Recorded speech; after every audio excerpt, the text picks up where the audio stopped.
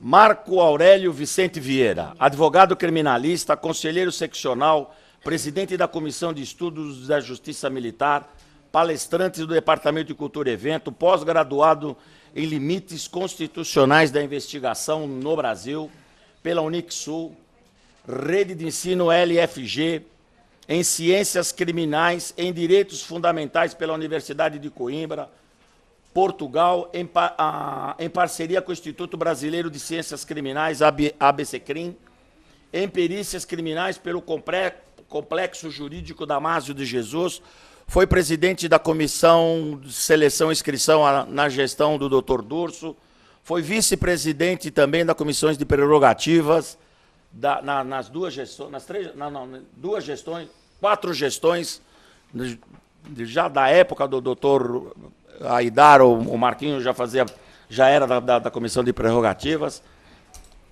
Ele é esposo da doutora Renata Sotonovic, que é a dona do Lojinha. Em nome do doutor Marcos, mais uma vez o nosso muito obrigado por você e a sua esposa dedicarem esse tempo para a Ordem dos Advogados, dedicarem esse tempo para a advocacia. Você é da casa, eu não vou falar muito, porque senão vão falar que eu estou puxando muito a brasa para a tua sardinha, embora eu sempre vou reconhecer que você merece. A palavra é tua, Marcão. Nós vamos falar hoje sobre delação premiada. Mas antes de entrar no tema propriamente dito, eu coloquei aqui uma mensagem. Este é um quadro pintado pelo Portinari, onde ele faz uma homenagem ao Rui Barbosa, que é o patrono dos advogados, né? E nessa homenagem ele coloca aqui uma frase, entre outras diversas frases, dita pelo Rui Barbosa, onde ele fala: a profissão do advogado tem, aos nossos olhos, uma dignidade quase sacerdotal. Toda vez que a exercemos com a nossa consciência, consideramos desempenhada a nossa responsabilidade. Isso é ser advogado. Então hoje é um dia especial, 11 de agosto, dia do advogado, e estamos aqui já encerrando o dia do advogado com inúmeras palestras realizadas em todo o estado de São Paulo. Como o próprio Dr. Rui disse, né, a minha esposa Renata Sotonovic, que esteve aqui na sexta-feira passada, eu presidi, a doutora Heide estava presente, eu presidia a palestra dela, eu estou vendo algumas pessoas, uns rostinhos conhecidos, que estiveram também na sexta-feira, e hoje ela está em Descalvado falando sobre o tema também da ética e o Estatuto da Advocacia. Então isso é o que nós fazemos, né? Ou seja, distribuir ao Estado de São Paulo um pouco daquilo que a gente aprende e busca no conhecimento do nosso dia a dia e repassar para os senhores. Porque a presença do Peron está escondido lá no fundo. Informação é como notícia ruim, tem que passar para frente, né? Não guardar conosco. Doutor Peron, conselheiro dessa casa, boa noite, à mesa, o convite feito. Então tá, muito obrigado pela presença, fique à vontade.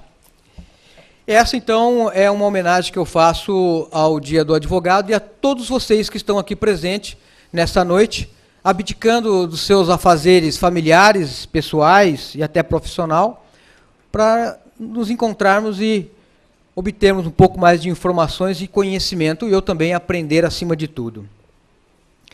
Falar em delação premiada nos faz pensar em algumas questões, em alguns pontos, em alguns registros. Delação premiada, existe um livro antigo que já faz uma menção, uma passagem, né, de um determinado apóstolo, que lá ele, em troca de um prêmio, algumas moedas, ele faz ali, né, uma delação, ele torna-se um delator. Quando ele faz a negociação com a guarda real e diz que aquele que o beijar a face é ele, prenda-o. Então nós temos aí já um marco histórico, né, onde podemos trazer para o nosso debate, para a nossa exposição, né, uma situação que nos leva a caminhar pela delação. Em tempos mais recentes, dentro da linha do tempo de cada um de nós, quem aqui não dedurou o irmãozinho mais novo? Foi ele, mãe. E aponta o dedo numa arte feita, num vaso quebrado, numa vidraça trincada, em busca de um prêmio, a ausência de um castigo que vai recair sobre o seu irmão. Mas a delação premiada, ela não serve para isso. Para você culpar o inocente ou usar como um instituto de vingança. Nós temos dentro da história da delação premiada a sua existência desde as ordenações filipinas, que durou entre 1600 a 1830, com a vinda do Código Criminal Imperial. Lá ele dizia que aquele que atentasse contra o império sofreria sanções. Mas aquele que também entregasse os seus comparsas ou aquele que se rebelassem contra o império poderia ser beneficiado pelo perdão. Então nós caminhamos desde lá atrás, tempos remotos, até a fase imperial, onde você vê a figura do delator.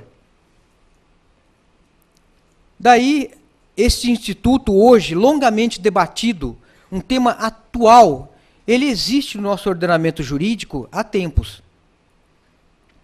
E nós vamos agora entrar no tema, e eu vou mostrar para os senhores, não há como encerrar, ou finalizar, ou aprofundar num tema dessa magnitude. Não dá para a gente trazer aqui discussões de teses, mas vamos fazer aqui uma exposição bem pontual para que os senhores possam ter uma ideia, uma noção, né, do que vem a ser essa delação premiada. Né? O cara que tem o dedão em riste, o dedo duro. Vamos lá. Marco, me permite? No Brasil nós temos... Microfone? No Brasil todos nós aprendemos na escola, principalmente no primário, e na história do Brasil existe uma grande delação. Né, Joselito? Tiradentes foi delatado por Joaquim Silvério dos Reis. É verdade. Então, esse instituto não é novo, ninguém inventou a roda, tá? É verdade. Certo, Joselito? Certo. Me permita aqui só uma homenagem e uma citação do Dr. Joselito. Desculpa, eu pulei a sua pessoa. Bom, eu tinha observado isso claramente. Eu percebi.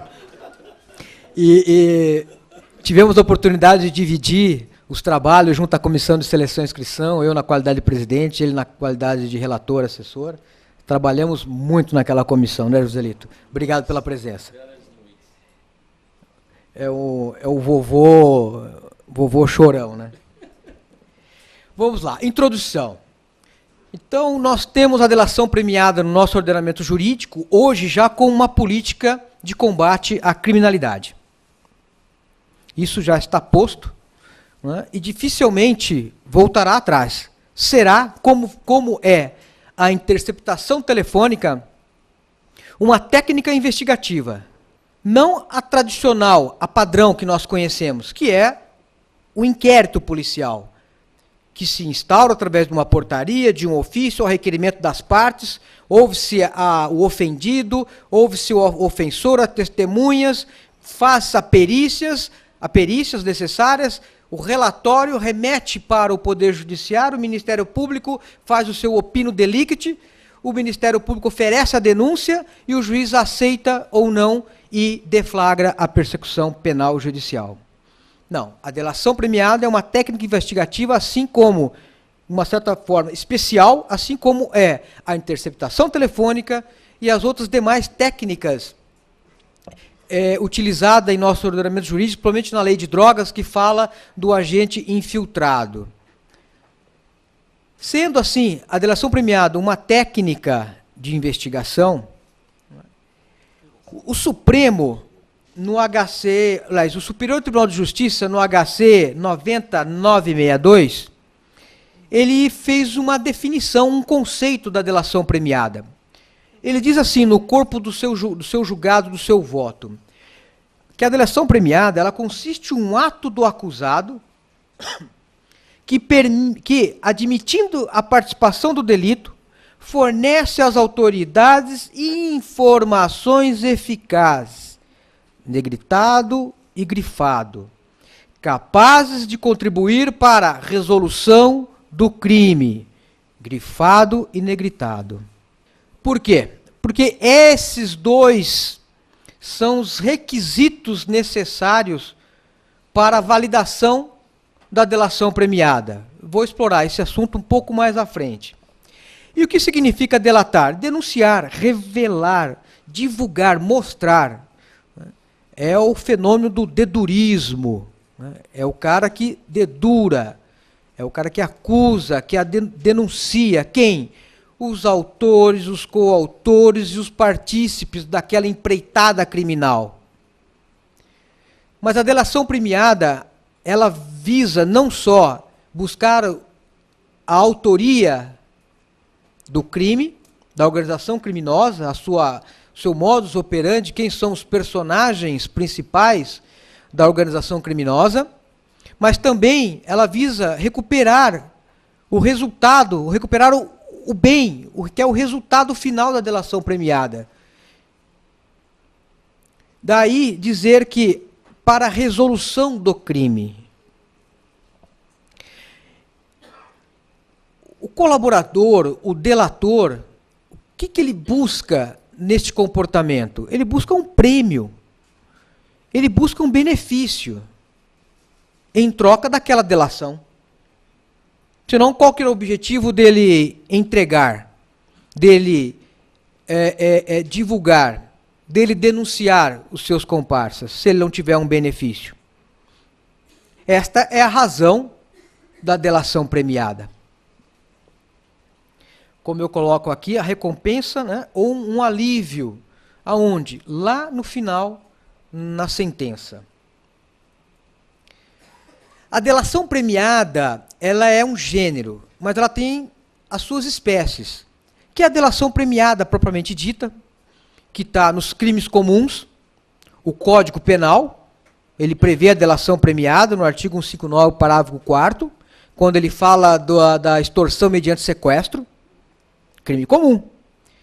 Você tem um acordo de leniência, que vale para os crimes financeiros, que você firma um acordo, no sentido de você restituir o valor, isso fica na esfera civil, não vai para... É um acordo fora da esfera criminal, mas que se caminham juntos. E você tem, que é a figura extraída da delação premiada, que é o colaborador, que nós temos como nome a colaboração premiada, que isso vale para as organizações criminosas. Essas são, então, as espécies da delação premiada. Então, quando nós falamos em delação premiada, nós temos que pensar sempre nesses três pontos, nessas três espécies. A delação premiada para crimes comuns, o acordo de leniência, porque, de uma certa forma, a pessoa também colabora com as informações do crime financeiro, ele vai fazer a delação das pessoas envolvidas naquela corrupção, na propina, no crime envolvendo, né, o sistema financeiro, seja a administração pública ou não, e o colaborador, que é o personagem que vai fazer a colaboração, que está vinculado diretamente às organizações criminosas. E quais são os requisitos da delação premiada? Você tem o ato voluntário. Aquele que colabora, ele tem que exercer de uma forma voluntária. A manifestação deles tem que estar totalmente isenta de qualquer tipo de manifesto externo.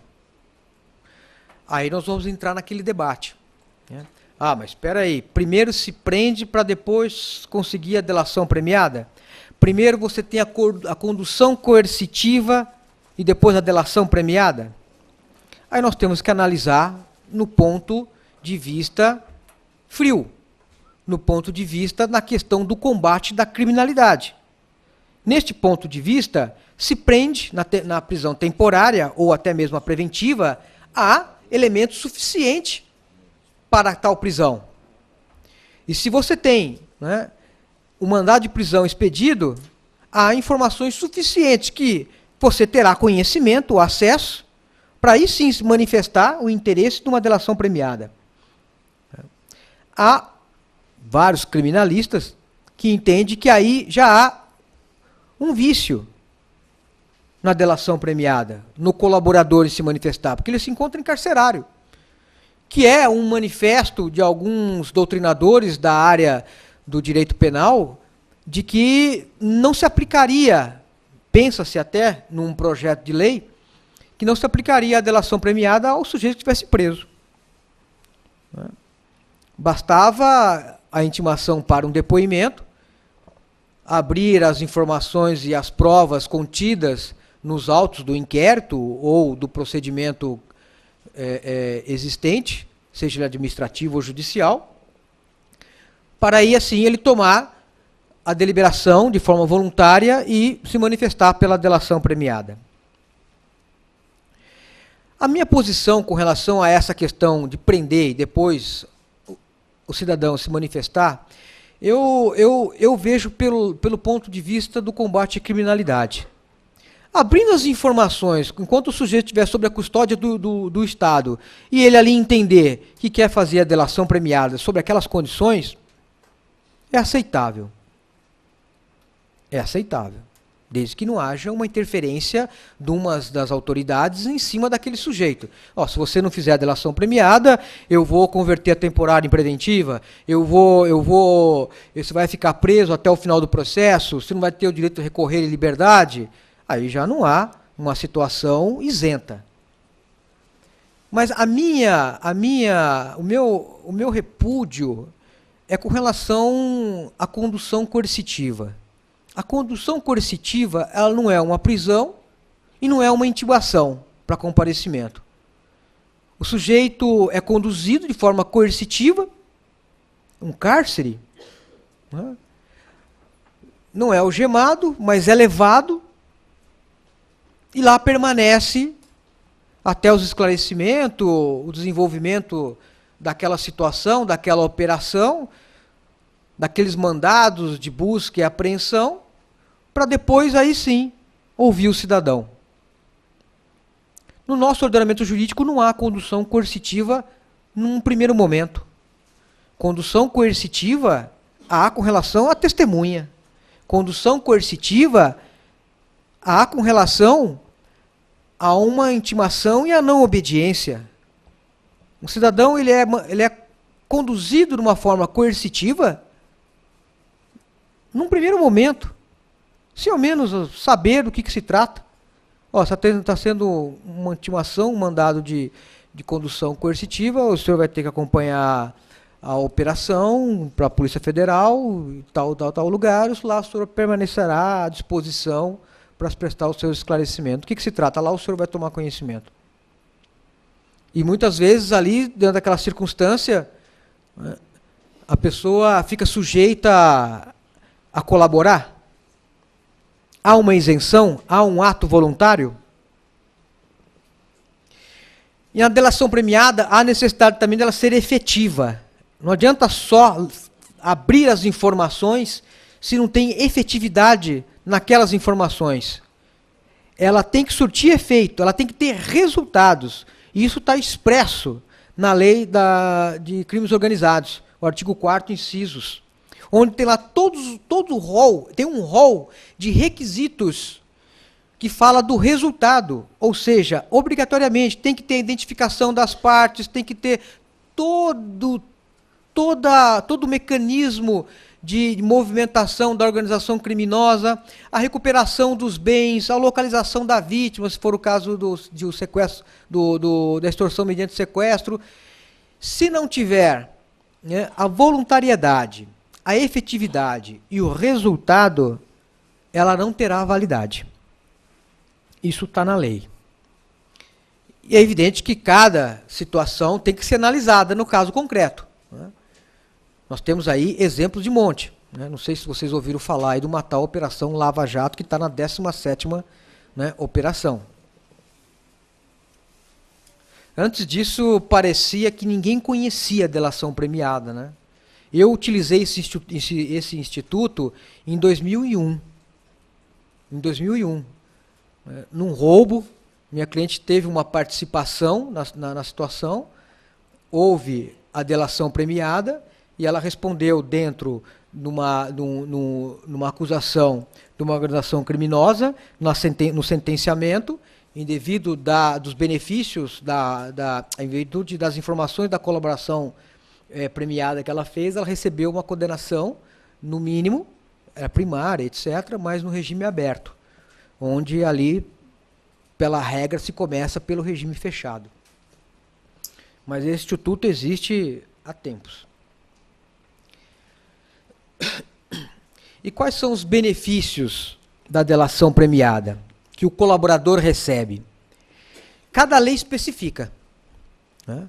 Nós temos a lei do crime hediondos, nós temos a lei de lavagem de capitais, nós temos a lei anticorrupção, nós temos a lei de proteção à testemunha, as vítimas e testemunhas, inclusive, há um capítulo próprio nessa lei que fala dos corréus. Nós temos... Eu tive a oportunidade de fazer um levantamento, eu elenquei aqui no mínimo umas 7 ou 8 legislação que fala da delação premiada. Então, cada lei vai regulamentar se aquele benefício que ele vai receber vai ser uma redução da pena, que pode variar de 1 a 2/3, né, ou perdão judicial. Em alguns casos, a lei fala que quando fixar o cumprimento da pena, pode dar o benefício do regime aberto, semiaberto, ou até mesmo na substituição da pena privativa de liberdade em restritivos de direito. Então, são esses os benefícios quando se alcançam os requisitos da delação premiada, que é a voluntariedade, a efetividade e o resultado, o colaborador tem a seu favor. Nos casos da Operação Lava Jato, pelo que eu tenho acompanhado na imprensa, nós não temos nenhum caso de perdão judicial. E não vai ter, ao meu ver. Não vai ter. Com o juiz Moro, não vai ter. Talvez em grau de recurso, sei lá, dependendo do caso concreto, numa análise mais profunda das informações processuais, pode ser. Mas, muito provavelmente, não vai ter. Está tendo, em alguns casos, nem a redução da pena, está tendo o cumprimento do regime aberto. Pelo que eu li um caso concreto lá, houve aplicação da pena, e onde a pena foi fixada em 15 anos, que é regime fechado, reclusão, regime fechado, foi dado o regime aberto. Então, esses são os benefícios. Né? E qual o valor probatório da delação premiada? Alguns doutrinadores, como Nutti, Luiz Flávio Gomes, Damásio, alguns falam que é meio de prova ou fonte de prova. O Luiz Flávio Gomes fala que é prova indiciária.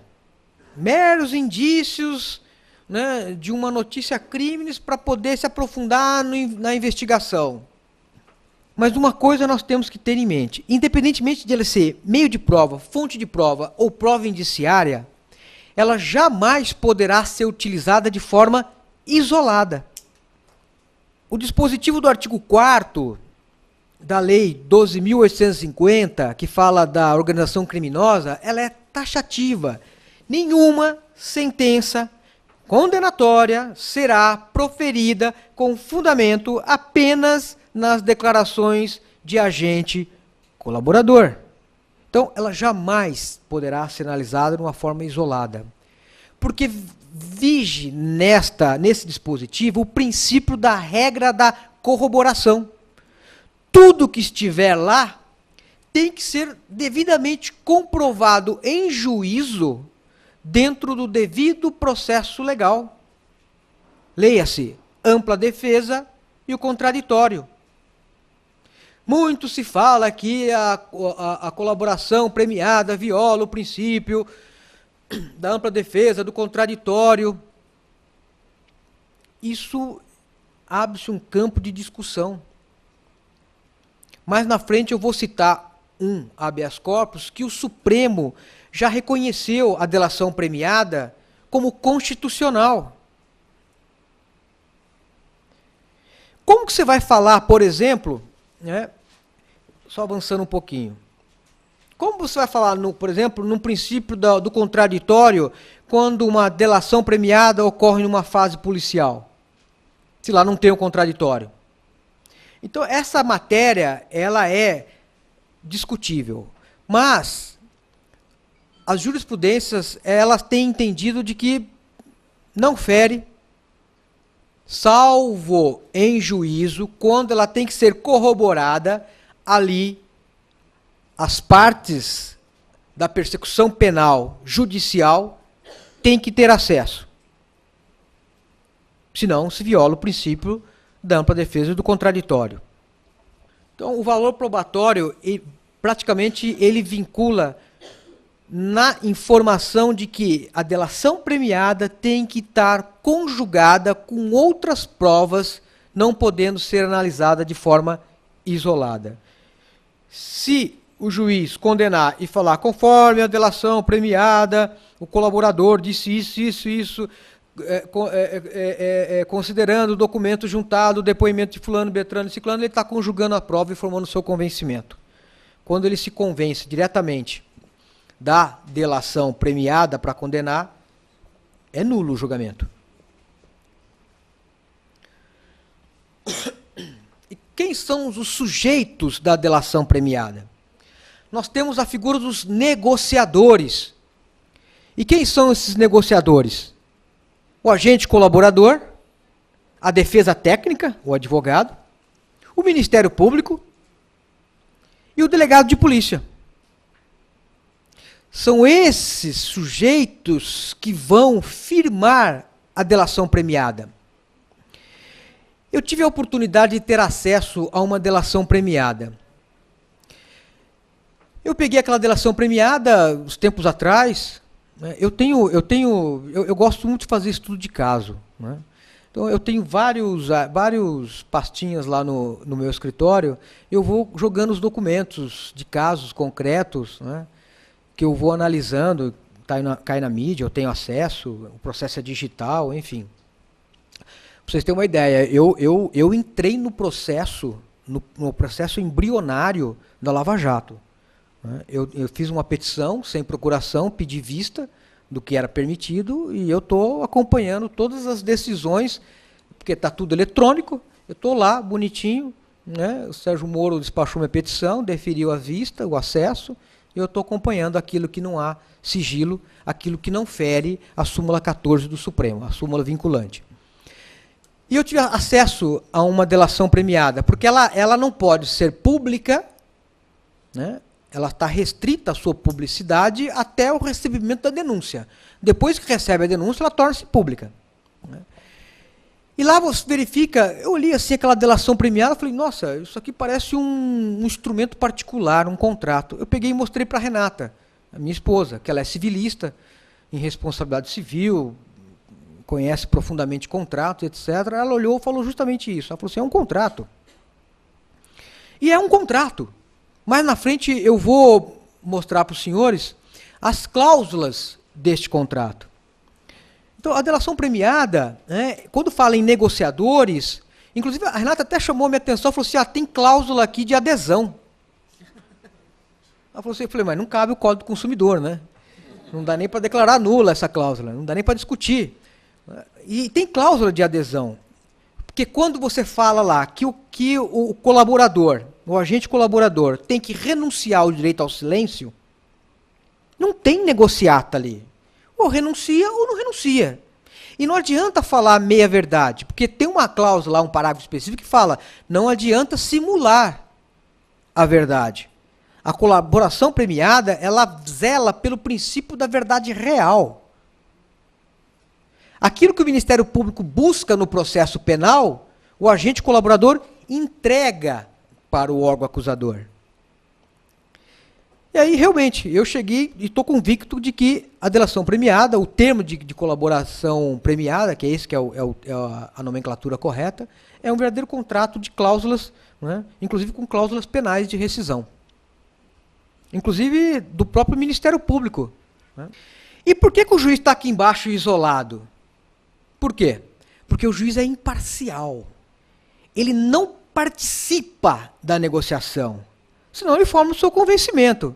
Aí ele deixa de ser isento. Ele vai julgar na coleta, ele vai julgar depois de coletar as provas, na fase de inquérito policial, por exemplo, que é o que está acontecendo nas colaborações premiadas da Lava Jato, está sendo tudo feito na fase policial. Por quê? Porque o juiz ele pratica um único ato, ele pratica o ato judicial homologatório, ele só homologa. Ponto final. E depois ele vai utilizar essa homologação, esse ato formalizado, homologado, entre as partes, os sujeitos do processo, ele vai utilizar lá na dosimetria da pena.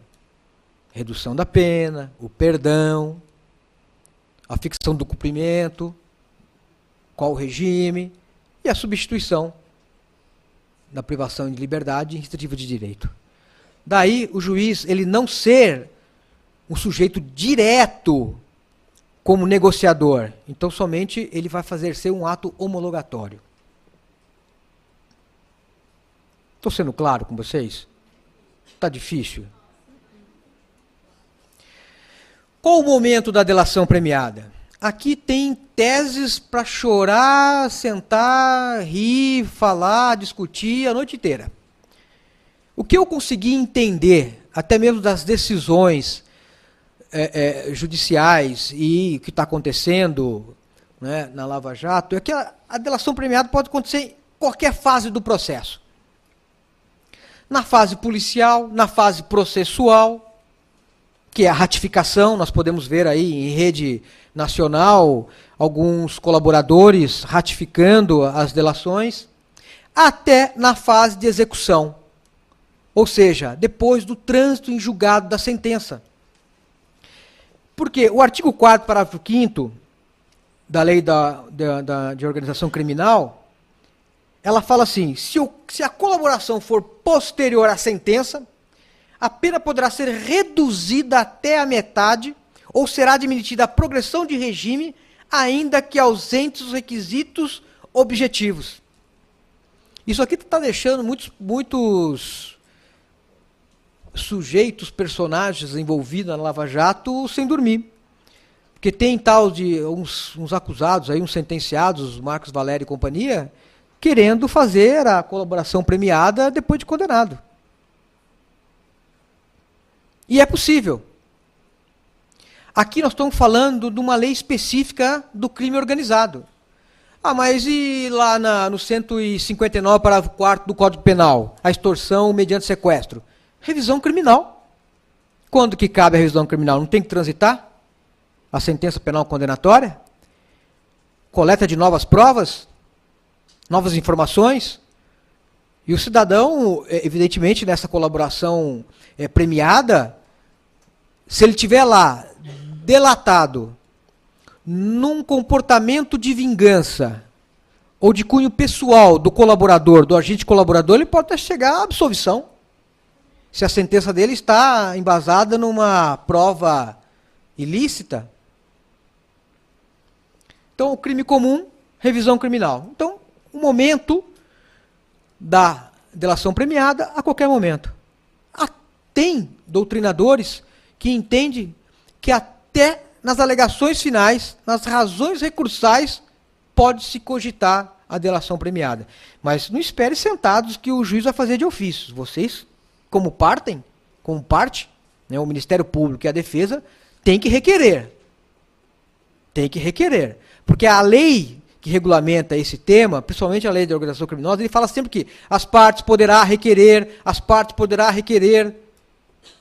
A única situação que ele fala do perdão judicial, que são duas legislações específicas que falam da gestão da delação premiada, que é a lei de lavagens de capitais e a lei do crime organizado, que fala em perdão judicial.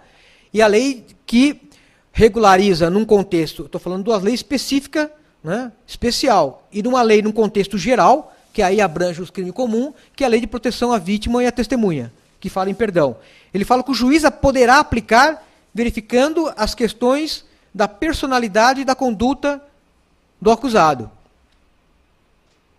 É o único momento que você pede e o juiz vai certificar. Vou dar o perdão judicial, mas antes eu vou analisar outras circunstâncias, né, do beneficiário desse perdão, se ele merece.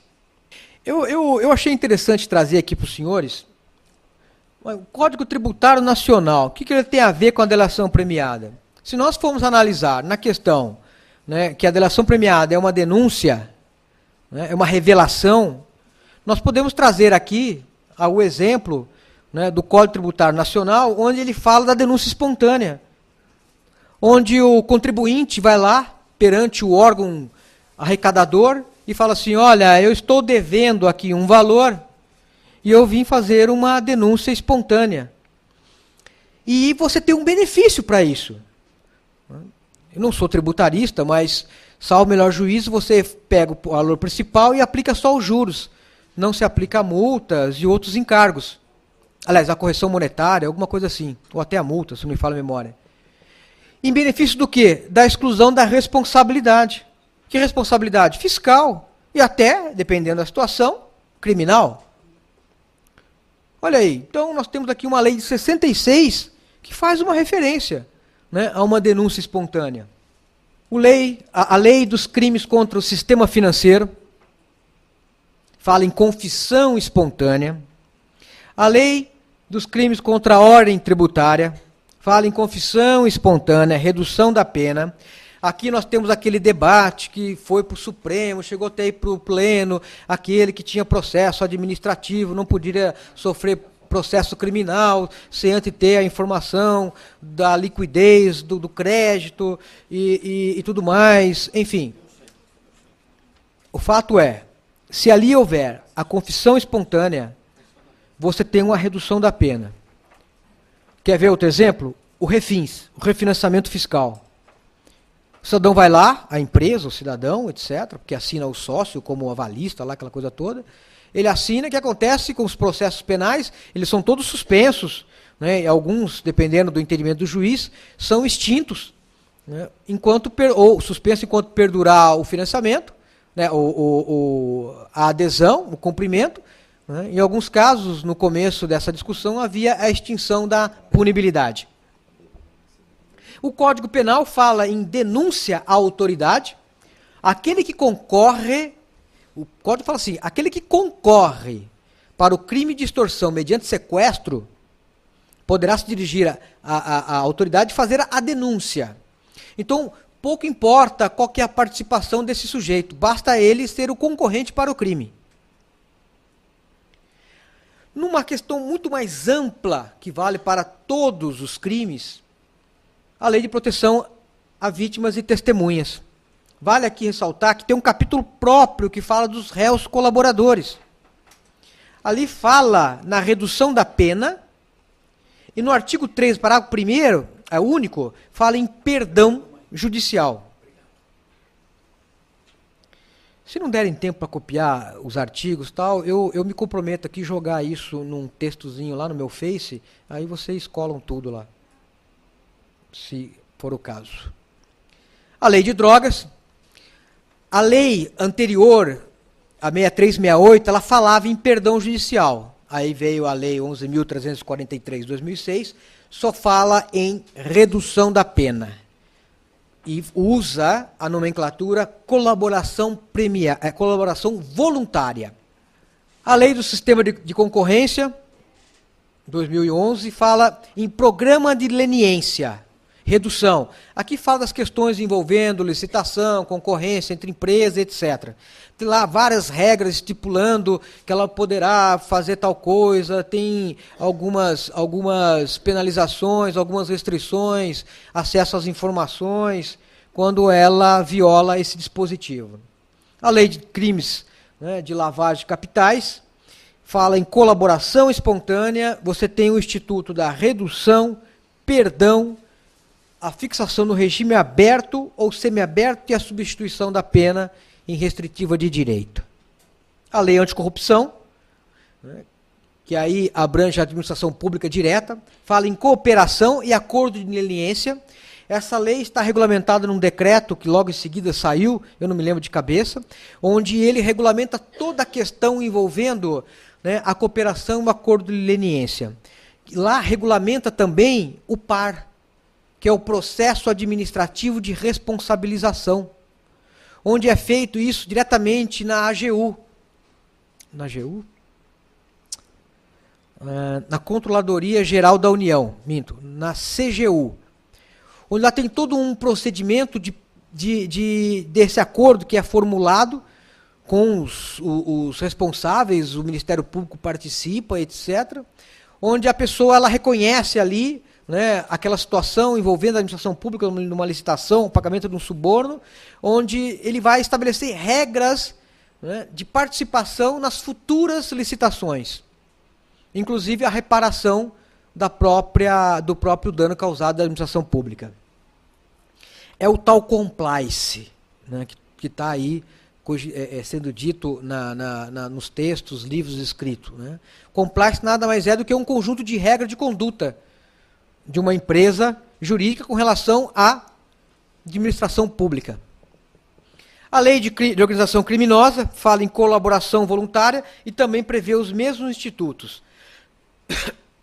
Fala em perdão, redução e substituição por restritiva de direito. Um termo de colaboração premiada. Esta é a nomenclatura da delação premiada.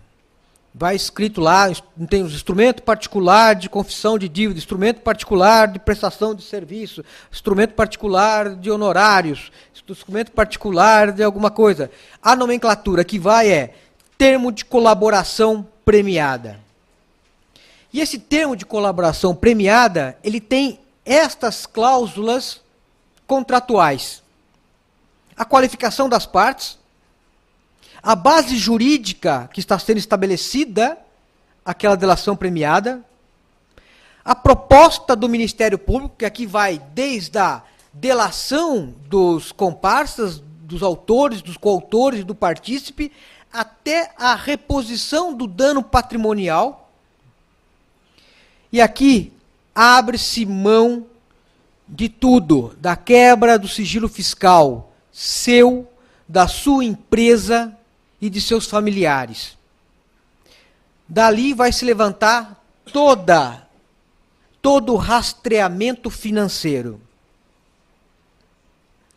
Eu estive hoje à tarde com o conselheiro dessa casa, advogado também, Dr. Martim Sampaio, fazendo uma entrevista sobre delação premiada na TV aberta, e ele me fez a seguinte pergunta. Tá, tudo bem, o cara vai lá, fala que recebeu a propina de 40 milhões, e etc e tal, e como é que fica a questão de verificar o que ele tinha, teve e queria ter, em termos patrimonial? O que eu tenho lido, o que eu tenho percebido, é que quando você vai e fala, olha, eu recebi 40 milhões de propina, toma-se como ponto inicial da investigação este valor. Numa linha do tempo, vai se levantar dali para frente para onde foi aquele dinheiro. Vai se rastrear. Se foi para a conta da esposa, da prima, foi para fora, se não foi, o que foi adquirido, o que não foi adquirido. O que está dali para trás, evidentemente, está preservado. Se o cidadão ali tinha um patrimônio estimado em, sei lá, 50 milhões, está preservado. Você não vai quebrar esta aquisição feita ao longo da vida profissional, pública desse sujeito. É a partir do momento que se descobre que, quando fechou o contrato, verificou o desvio, constatou-se o desvio, dali para frente vai fazer o levantamento, e aí sim. Por isso que inclui nesta proposta, né, a questão envolvendo a quebra de sigilo financeiro de todos os membros da família. A validade da prova obtida, Aqui fala em validade porque as informações têm que ser eficazes e tem que se chegar ao resultado. Senão não vai validar a delação premiada como prova. A renúncia ao direito de silêncio, ao silêncio, é aquilo que eu falei agora há pouco para os senhores, é uma cláusula de adesão, não tem escapatória, está no dispositivo de lei. Ah, mas isso fere a Constituição. Não vi nenhuma ação no Supremo para declarar inconstitucional esse dispositivo. Não tenho conhecimento. O dispositivo está lá em plena vigência e sendo aplicado. É imprescindível a presença da defesa técnica, que ratifica o acordo. Você tem o sigilo, é vedada a publicidade até o recebimento da denúncia. Depois que recebe essa denúncia, abre a delação premiada para todos os outros que participaram e foram delatados. Fica aqui ressalvado a súmula vinculante 14. Se tiver como originário dessa delação premiada outras investigações em curso, isso acontece no inquérito policial, quando você tem uma interceptação telefônica em curso e você vai ver o inquérito policial, não está encartado em apenso a interceptação telefônica, ela está em sigilo, porque ela está em curso. Não tem acesso. Depois que ela foi encerrada e etc e tal, que é encartada, você tem acesso. Então, mesma coisa. Mesmo que se abra o sigilo, né, o que tiver em curso decorrente dessa delação mãe, que é a delação premiada que originou, né, as outras investigações, você não vai ter acesso. Anuência do Ministério Público, obrigatoriedade da homologação judicial para ter a sua validade como prova, evidentemente, como um instrumento válido. Tem cláusulas rescisórias, se quebrar, não cumprir, até o Ministério Público também lá verifica se ele quebrar o sigilo ou tiver algum tipo de situação de coação contra o colaborador, também pode ser rescindido. Uma duração temporal, lá diz que ela pode durar, né, a colaboração enquanto tiver que apurar as ramificações dessa investigação da duração premiada. E aí foi uma outra pergunta que me fez hoje o doutor Martins Sampaio, falou assim, até quando vai durar essa Lava Jato? Eu falei, não sei, mas vai durar um bom tempo. Mas um bom tempo. Nós estamos na 17ª operação. Há um zum aí que vai chegar a números muito mais do que isso. Eu tenho conhecimento que tem uma ramificação no Peru. Não, estou falando sério. Esta semana, o doutor Mário, eu presidi uma palestra com o doutor Mário de Oliveira. Essa semana não, ontem, hoje é terça, né? O doutor Mário de Oliveira Filho falou também sobre os temas atuais do direito criminal. Ontem, aqui pela manhã. E nós tínhamos aqui nos assistindo um advogado, hoje advogado, mas que foi promotor público no Peru. E a coisa lá no Peru, o promotor ele é nomeado, ele não chega ao posto de promotor público nos moldes que é aqui no Brasil, ele é concursado. Lá existe um procedimento que ele é nomeado pelo sistema. Como os que o nomearam não são mais a situação, ele até questionou o doutor Mário a respeito. Convidaram ele para sair. Convidaram ele para sair, ele foi convidado. Pede para sair que a gente aceita. Para não ficar... Ele até questionou o doutor Mário a respeito, e o doutor Mário ficou meio engessado, porque o doutor Mário defende. O doutor Mário de Oliveira tem clientes que estão envolvidos com o Lava Jato. Né? Ele tem conhecimento de detalhes lá do processo, os advogados que não atuam lá, ou alguns poucos, têm. Ele até se furtou em dar resposta, mas existe uma ramificação lá no Peru por força da Odebrecht. Os contratos que estão sendo levantados e vindo à publicidade são os contratos envolvendo o Brasil. A hora que chegar aos BNDES, Caixa Econômica e Banco do Brasil da Vida, com empréstimos e financiamentos no exterior, com certeza talvez eu esteja aqui daqui uns 5, 10 anos falando sobre delação premiada novamente e falando, nós estamos na 50ª, 90ª operação da Lava Jato. Mas a ideia é essa, né? Ou seja, se aprofundar de uma forma ilimitada, né, as informações oriundas da delação premiada. Se não houver nenhuma legalidade, nenhum tropeço que venha anular, né, como foi feito em outras operações, isso vai se solidificar cada vez mais. E tem que ter, por fim, a declaração de aceitação, onde todos assinam e aceitam aquelas condições. Né? Essas são as cláusulas que contêm um termo de colaboração premiada, um verdadeiro contrato. Eu vou aqui já para as minhas considerações finais. Como eu disse para os senhores no início, o Supremo já se posicionou no HC 75261 de Minas Gerais pela constitucionalidade da delação premiada. Num caso pontual e etc., não foi o pleno, mas foi acho que foi a 6ª turma, se não me falha a memória. A sua incidência obrigatória, no HC 26325 do Espírito Santo. O que é incidência obrigatória? Preencher os requisitos legais, intitulado e estipulados nas leis específicas, e lá consignado nos autos e a pedido da parte, a sua incidência é obrigatória. O juiz tem que reconhecer a delação premiada. E não há compensação. Ah, mas ele confessou o crime, então não há que se falar em delação premiada. São dois institutos totalmente diferentes. A confissão, ela diz respeito a uma confissão que um crime que você cometeu. A delação premiada é a terceiros que você está atingindo. Você está buscando esclarecer terceiros, participação de terceiros na recuperação de bens que não está sob o seu poder. Então, quando preenche os requisitos, a incidência ela é obrigatória.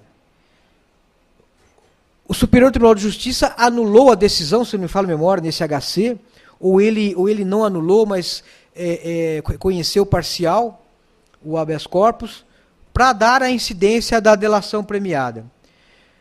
Vedado, como eu disse para os senhores, o uso isolado, o Superior Tribunal de Justiça no HC 289-583 de Mato Grosso, assim se manifestou, ou seja, dizendo que o Ministério Público tinha entrado com recurso, não me recordo, mas e o juiz disse que não, que a defesa entrou com habeas corpus para tentar anular um acórdão condenatório, dizendo que a delação premiada foi utilizada de uma forma isolada. E o juiz e o ministro afastou, julgou improvido o habeas corpus, negou o habeas corpus, foi o fundamento de que não, que havia outras provas sendo levadas em consideração, conjugadas junto com a delação premiada, a ensejar o decreto condenatório, desde a primeira instância até a confirmação da sentença em grau de recurso.